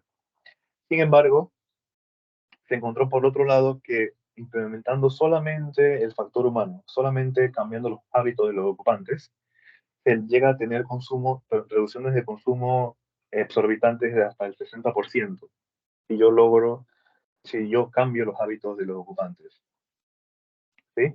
Entonces, sin embargo, estos hábitos nuevos que yo debo emplear o que los ocupantes deben emplear para lograr tales reducción de ahorro, pues digamos que serían unas condiciones un poco austeras que se alejan un poco de la realidad, digamos, o bien los estándares o las expectativas que tienen los ocupantes de cómo implementar o cómo buscar su confort, su comodidad. Sin embargo, entonces, por último, la mejor combinación en este caso para la renovación de ese caso de estudio fue combinar poca modificación al envolvente, ¿sí? Con, en gran medida, digamos, cambiando los hábitos de las personas. No cambiando los hábitos de las personas al extremo de condiciones austeras, por ejemplo, sino una compensación entre los hábitos que tienen las personas o las preferencias y el comportamiento con un poco de cambios a la envolvente. ¿Sí? Y eso entonces se logra las opciones encontradas, pues se logra una tasa de retorno de unos 7 años, que la literatura indica que es una buena tasa de retorno, por lo cual es la mejor opción, digamos. Entonces, en base a lo encontrado en estos antecedentes, se justifica, digamos, la introducción de este proyecto con el objetivo de evaluar soluciones constructivas y tecnológicas para renovar los edificios existentes y llevarlos a energía neta cero, que es mucho más, digamos, exigente, mucho más exigente que la regulación o reglamento actual que tiene Panamá, con el fin de proponer prácticas de referencia. ¿Okay? No es imponer, sino proponer prácticas de referencia para definir acciones de renovación pero considerando el costo, ¿ok? Y también el comportamiento del ocupante. Hay ciertas cosas que podemos recomendar del cambio de hábitos a la persona, pero pues puede que no sean recibidos, ¿no? Así que también considerando el comportamiento del ocupante. Entonces, ¿cómo hacemos nosotros para proponer esta práctica de referencia, tomando en cuenta los costos y el comportamiento típico de las personas? Entonces, esto se justifica, entre muchas cosas, pues que los edificios existentes que no han pasado por un proceso de renovación, es posible que presenten un consumo mayor que los nuevos. Claro, los nuevos edificios que no se han construido en Panamá, evidentemente, van a estar regulados, van a estar reglamentados con las normativas actuales que tiene Panamá. Por ende, un edificio similar existente a uno nuevo similar, el nuevo va a consumir mucho menos, evidentemente. Entonces, evidentemente se puede razonar, digamos, ok, todos los edificios que existen actualmente van a consumir más, ¿no? que cualquiera de los nuevos que puede venir de la misma tipología. Así que, digamos, se justifica nuevamente también por qué enfocarnos en los edificios existentes. ¿Y cuál es la metodología que estamos implementando en este proyecto? Primeramente, necesitamos conocer, como le mencioné, necesitamos conocer cuál es el comportamiento típico del ocupante, cuáles son las preferencias típicas que tenemos nosotros, y también cuáles son las condiciones climáticas, los costos de los diferentes equipos en el mercado local, y también los diferentes materiales y los tamaños y dimensiones de la infraestructura de los edificios del campo, ¿no? del parque de edificios. Y eso, de la literatura, hemos encontrado que la metodología que han utilizado las normativas de los diferentes países ha sido a través de la aplicación de encuestas. Y la encuesta que nosotros hemos aplicado tiene alrededor de unas 50 preguntas. Hemos encontrado en la literatura que hay encuestas que tienen más de 100 preguntas, pero esto pues ha sido, digamos, lo que hemos encontrado en la literatura por otros países ya avanzados en estos temas de normativas. Y esa encuesta permitirá, como les mencioné, definir todo esto que viene aquí. Y para este proyecto lo hemos enfocado en 3 casos de estudio, a nivel de casas, apartamentos y oficinas solamente, ¿verdad? Entonces, ¿qué necesitamos conocer de esos edificios para saber qué medidas podemos nosotros implementar? Bueno, necesitamos saber, por ejemplo, el consumo eléctrico, el consumo de gas, el consumo de agua caliente, por ejemplo, en otras cosas, y también los materiales, como les mencioné. Entre los costos están los materiales, el costo de mantenimiento de los equipos, el costo de mantenimiento de la infraestructura, el costo de la demolición del edificio, por ejemplo, cuando llega a su final de vida, entre otros. Y todo eso se va a, digamos, a juntar. Y no solamente vamos a estudiar, hay muchos estudios que se han hecho tomando en cuenta el enfoque económico, como el que también hicimos en el 2019, que les presenté, fue utilizando comportamientos típicos de un año típico para una edificación, para la edificación. Lo cual, digamos, no contempla todos los costos que la edificación va a tener durante su periodo de vida. ¿Okay? Entonces, ¿qué la literatura indica? Que si nosotros queremos hacer un buen análisis de costo, pues tenemos que implementar el análisis del costo del ciclo de vida. Y normalmente esto se hace a unos 30 años. ¿Sí? Y esto se puede hacer con el software Design Builder. Y en este aspecto, pues, hacemos optimizaciones que minimicen la energía neta del sitio. La energía neta, como les mencioné, es el consumo menos generación y el costo. ¿Sí? Entonces, a 30. Y eso, pues, nos permitirá, esperemos, definir mejores prácticas. Entonces, ¿qué sabemos hasta el momento? Disculpen. Primero que todo, del perfil y preferencias del ocupante. Como les mencionaba, la encuesta tiene unas 50 preguntas y por el momento la encuesta solamente la hemos aplicado al Distrito de Panamá. Y hemos recopilado hasta el momento, este año, creo que comenzamos en abril, unas 129 respuestas con una encuesta digital, ¿no? Una encuesta digital. Entonces, ¿qué podemos resaltar? Entre estos, pues, la mayoría de las personas viven en casas unifamiliares o apartamentos. El metraje de las casas está, en mayoría, alrededor de unos 90 a 120 metros cuadrados, por ejemplo. La mayoría de las viviendas tienen ventanas corredizas y la mayoría de las personas sí tienen aire acondicionado, ¿no? Entonces, esto nos está permitiendo definir ese perfil no solamente del ocupante, sino también del edificio, de la infraestructura de los edificios, ¿no? Para, al final, poder modelar, digamos, lo típico que encontramos en el parque de edificaciones, en el building stock, y no hacer una recomendación basada en una sola edificación que analicemos, porque las edificaciones, los comportamientos pueden diferir, la orientación del edificio y todo lo demás. Entonces, lo que hacemos es vamos a definir un caso de estudio que contemple, que sea estándar, digamos, que contemple la mayoría o lo típico. Lo otro entonces es, ok, si la mayoría tienen aire acondicionado, pues, ¿dónde tienen ese aire acondicionado colocado? ¿Sí?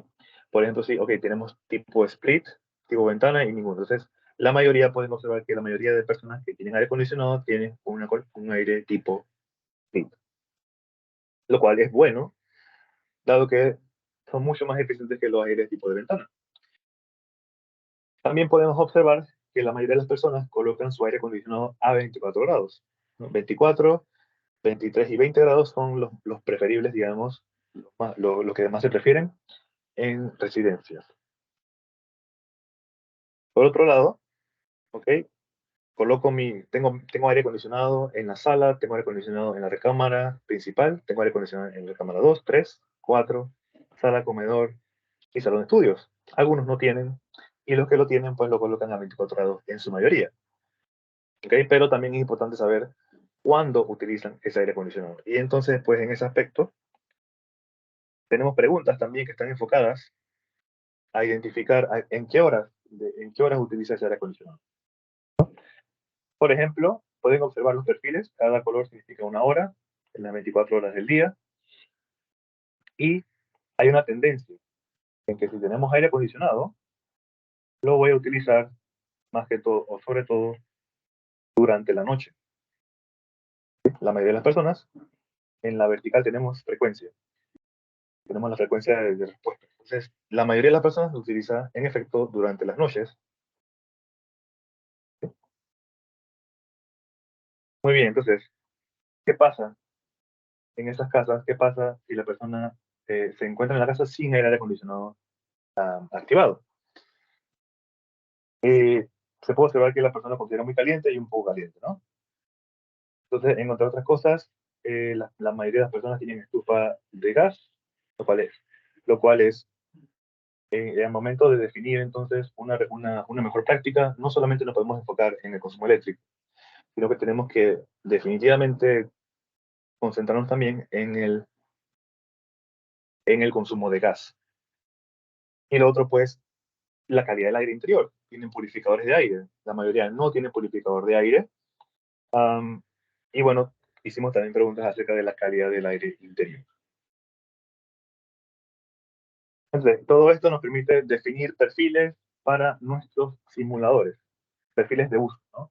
Entonces, sabemos que el aire acondicionado se utiliza mayormente durante la noche, durante el día de semana. Durante los fines de semana también se usa durante la noche, pero un poco más durante las horas de día, cuando se abren las ventanas también, cuando se utilizan los abanicos y cuando se encienden las luces, y nos permite hacer este tipo de... y también esta encuesta incluye los usos de computadoras, televisión, equipos de sonido, hornos, etc. Muy bien. Entonces, ¿qué más sabemos? La encuesta que les mencioné en 2010 también se aplicó a una residencia para estudiar un poco más profundo eh, eh, el potencial que tiene la aplicación de las encuestas, ¿verdad?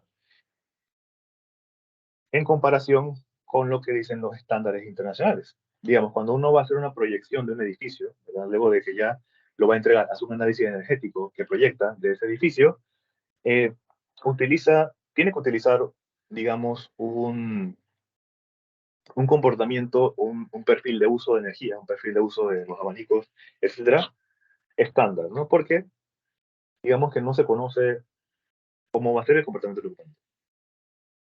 Entonces, la idea es que con las encuestas, con tener ese perfil de ocupación típico, o ese comportamiento típico a través de las encuestas, podamos tener proyecciones mucho más precisas. Entonces, este estudio aplicó la encuesta en el periodo de COVID, la encuesta de 2010, durante el periodo de COVID, y nuevamente se presentó, digamos, se construyó un caso de estudio típico, ¿no? Específicamente una casa residencial.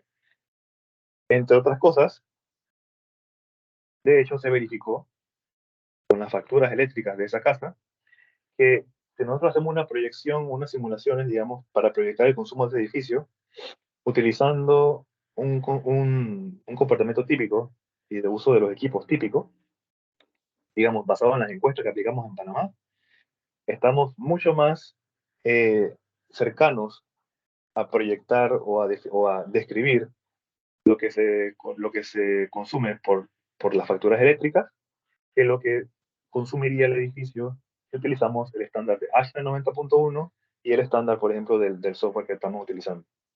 ¿Sí? Se cuentan diferencias casi del 40%. ¿No? Si proyectamos con el estándar ASHRAE 90.1 a que utilizamos encuestas. Entonces, esto, tanto con aire acondicionado como sin aire acondicionado. Entonces, esto, digamos, justifica o evidencia la necesidad o la importancia y el potencial y la fortaleza de estas encuestas, ¿no? Que claro, no se puede hacer encuestas, las encuestas tienen que ser realizadas de manera controlada. Muy bien, con respecto también al otro aspecto que hemos evaluado en las edificaciones, es el punto del aire interior, ¿no? de la calidad del aire interior. Y la posibilidad que va a tener el impacto, o que ya está teniendo, la humedad en las edificaciones existentes. Entonces, por el COVID, por ejemplo, por el periodo de la pandemia, muchos incorporaron purificadores de aire en el interior de sus casas. Y claro, si yo estoy proyectando que yo estoy construyendo una casa eficiente que va a ser energía neta cero, pero no proyecté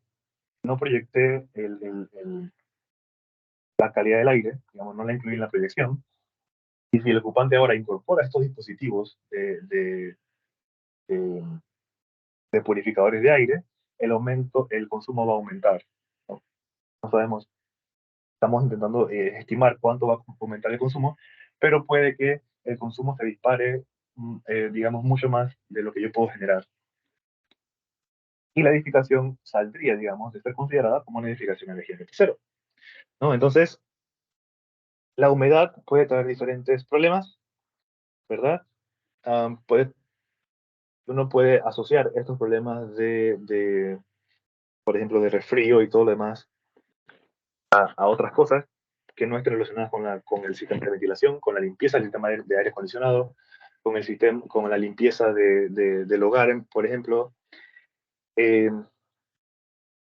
y realmente está relacionado con la misma, digamos, operación del edificio, la misma construcción del edificio originalmente, que no se tomaron en cuenta medidas en cuenta la humedad, ¿no? Entonces también estamos trabajando en esto y cómo esto puede afectar al consumo de edificio. Hasta el momento, solamente hemos probado algunas estrategias de renovación. ¿Cuáles las hemos probado? Pues, en este caso, siguiendo el modelo de metodología que les mostré anteriormente, caso de estudio, rendimiento energético, costo y optimización, se estudió un apartamento, digamos, ideal de 4 pisos de Panamá.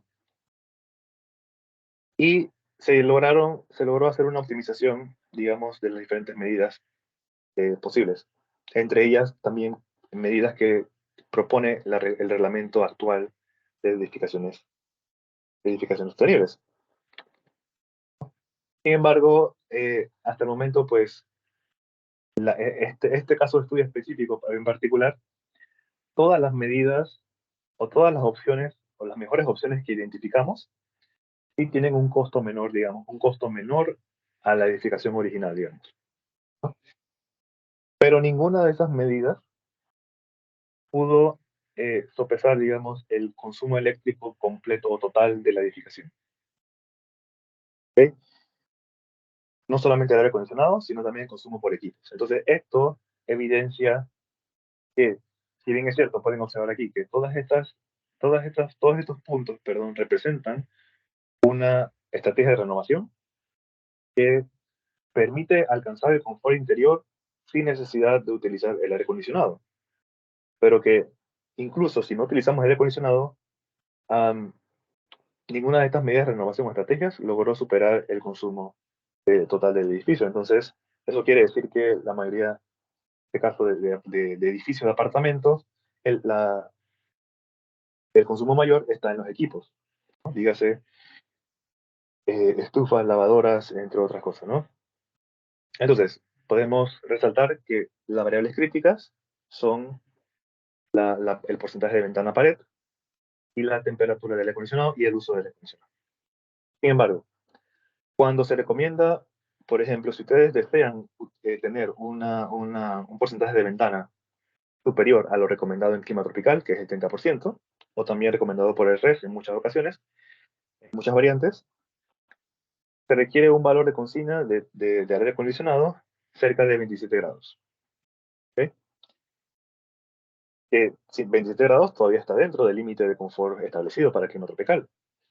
Sin embargo, si ustedes quisieran tener un porcentaje de ventana a pared cercano a lo que recomienda, los valores a lo que pueden colocar el aire acondicionado pueden estar cerca de 24 grados. ¿Sí? Y por último, los electrodomésticos deben aumentar su eficiencia o bien debe cambiar el uso que le hacen los ocupantes. ¿Sí? Y eso, por el momento, de manera preliminar, esos son lo que podemos resaltar de los estudios que hemos hecho. Otro estudio intentó, como la parte de los materiales sostenibles, intentó evaluar el efecto que tendría el bambú como opción a las paredes y al techo, ¿no?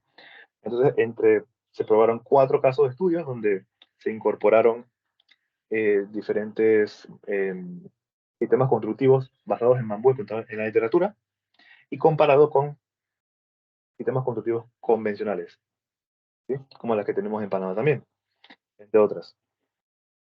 También se implementaron techos verdes, entre otros, ¿no?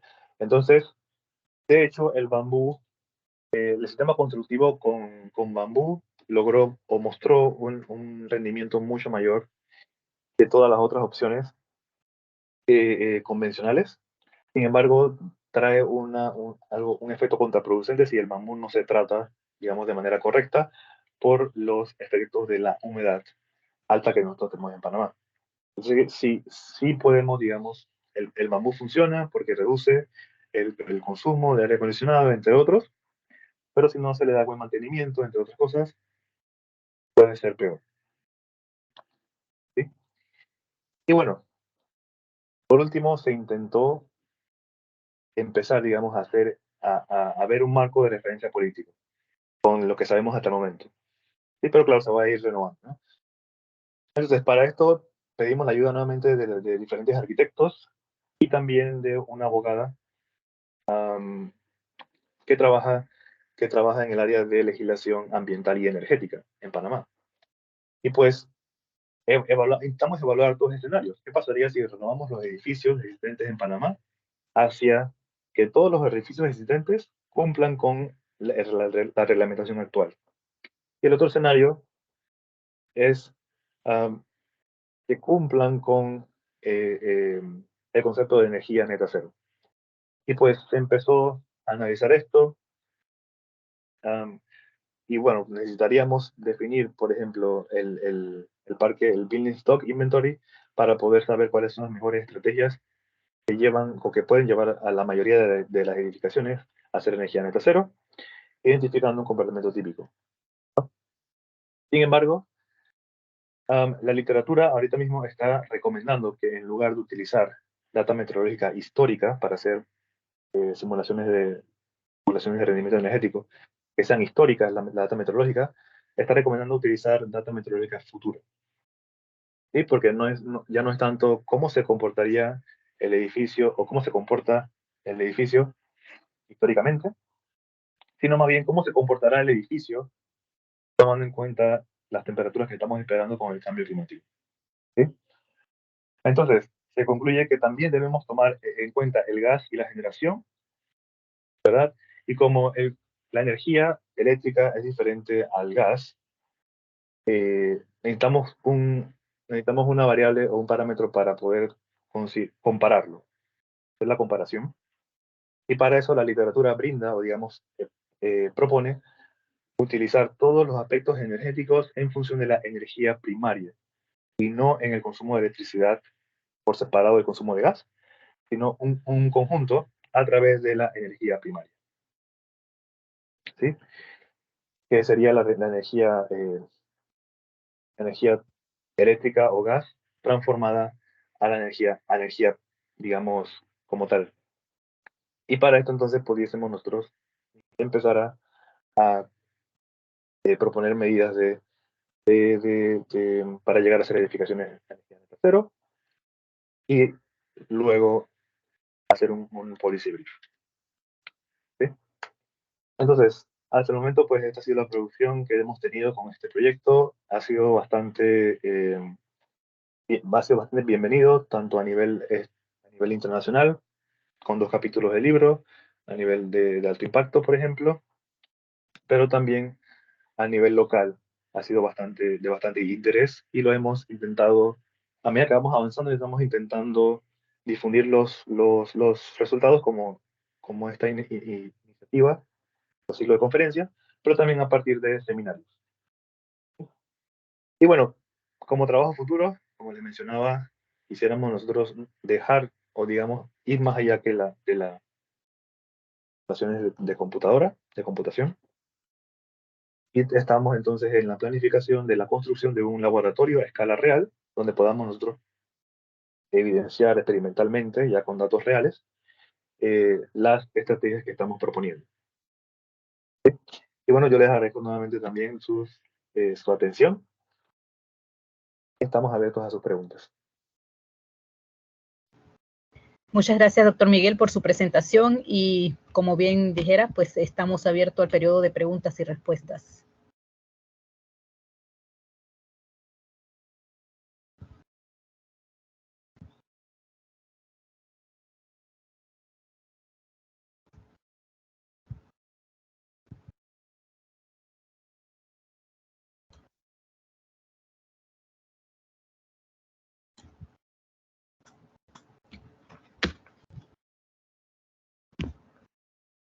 Bien, pueden escribir sus preguntas en el chat o si gustan también pueden abrir el micrófono y pues estamos seguros que nuestros expositores están anuentes para responderle cualquier inquietud que tengan.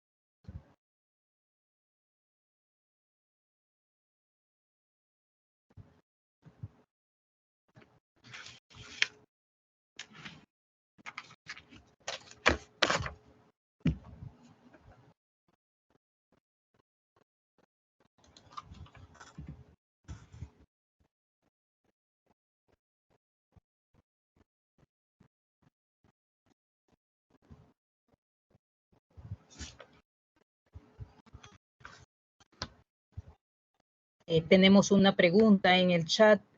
Dice, buenos días, ¿ya tienen alguna casa de bambú para evaluar su eficiencia energética?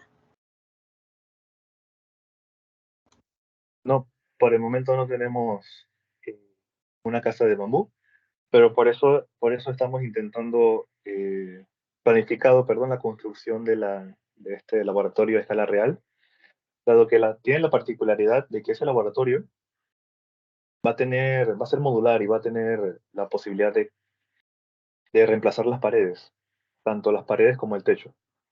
Entonces, luego de hacer la caracterización y entender cómo funciona la edificación, digamos, la línea base, digamos, el comportamiento base de esa edificación, de ese laboratorio a escala real, empezaremos a hacer experimentos cambiando las paredes. ¿Cómo sería? ¿Cuál efecto tendría tener todo de bambú, por ejemplo? Pues, hacia eso vamos. Correcto. Ok, tenemos Luis Olmedo Castañeda, nos consulta, y la otra es ¿qué tipo de paredes son recomendables para Panamá? ¿Y cuáles serían los próximos pasos para la implementación de normativas en Panamá para edificios eficientes? Ok. ¿Qué tipo de paredes son recomendables para Panamá? Bueno, una pregunta, digamos que mi respuesta solamente, hasta el momento, mi respuesta está basada, perdón, en lo que puedo tomar de la literatura y en lo que nuestras investigaciones, que han sido meramente de simulación computacional, me permiten, digamos, me permiten saber. Porque claro, necesitamos llevar a experimentación real eso que las simulaciones o los simuladores nos están diciendo, ¿no? Para confirmar concretamente si en efecto es lo más recomendado. Entonces, en ese aspecto, nosotros hemos evaluado diferentes tipos de paredes con vegetación, paredes con materiales de cambio de fase, paredes con bastante aislamiento, con poco aislamiento. Las paredes también las hemos hablado, las que recomienda el Reglamento de Edificaciones Sostenibles actual de Panamá. Las paredes de bambú, como les mencioné, entre otras. Y las actuales, de hecho, también, ¿no? Las que normalmente nosotros usamos en Panamá. Y, de hecho, las paredes que recomienda el RES, dependiendo del tipo de edificación, tienen un rendimiento bastante aceptable. ¿Sí? Un rendimiento bastante aceptable en cuanto a, digamos, mantener el confort térmico interior a un menor consumo de aire acondicionado. Y estas recomendaciones del reglamento se han contrastado con paredes basadas, digamos, en las recomendaciones bioclimáticas, estudios bioclimáticos, como las casas de Diablo en Panamá. Estas casas sí respetan la parte bioclimática, por ejemplo, que son paredes con bajo aislamiento y baja masa térmica. Entonces, comparamos esas paredes bioclimáticas, las paredes del RES y las paredes actuales. Y encontramos que si nosotros queremos una edificación sin aire acondicionado, la bioclimática sí presenta, digamos, una solución bastante aceptable, posiblemente mucho más aceptable para hacer solamente de ventilación natural que el reglamento de edificaciones sostenibles.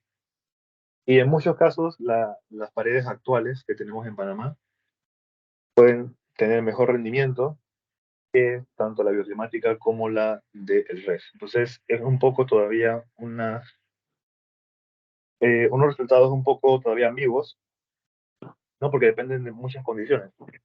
Entonces, si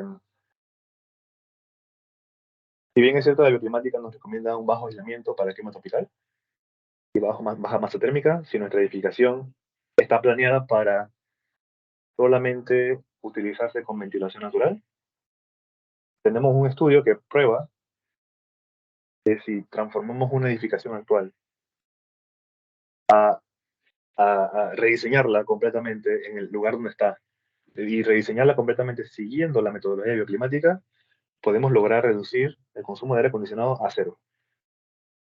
¿Sí? Así que pues, esa es mi respuesta con respecto a eso. No sé si está bastante difícil. Muchas gracias, doctor Miguel.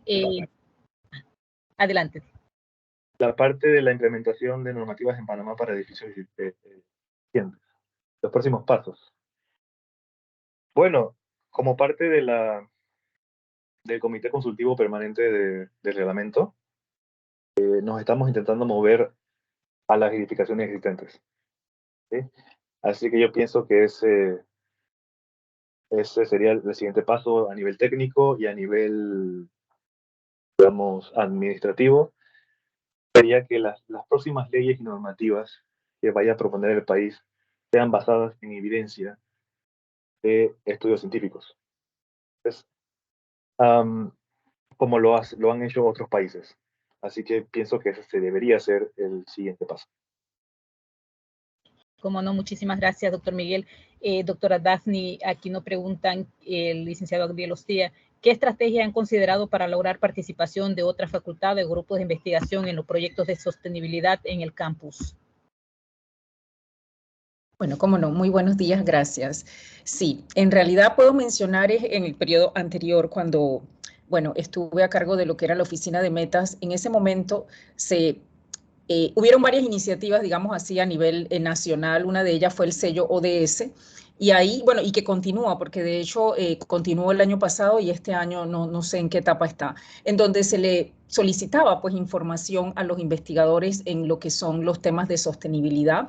De igual manera, a nivel de la VIPE, bueno, que nos acompañan y que son los organizadores de este ciclo de conferencias, también a nivel del registro de lo que son los proyectos de investigación, se está solicitando a qué ODS específicamente está orientado, vamos a decir un ODS principal y ODS secundarios, que sería una manera también de nosotros poder contextualizar un poco nuestros proyectos, pero también dentro del proyecto que estamos desarrollando, el FIET 2209, que no fue parte de lo que presenté hoy, nosotros tenemos una parte que es la estructura curricular, cómo nosotros podemos también aportar, que tomamos ejemplo pues de otras universidades, a apoyar, digámoslo así, a lo que sería la parte docente en las diferentes áreas que nosotros brindamos servicios, a incluir temas de sostenibilidad dentro de lo que son los cursos académicos, ¿no?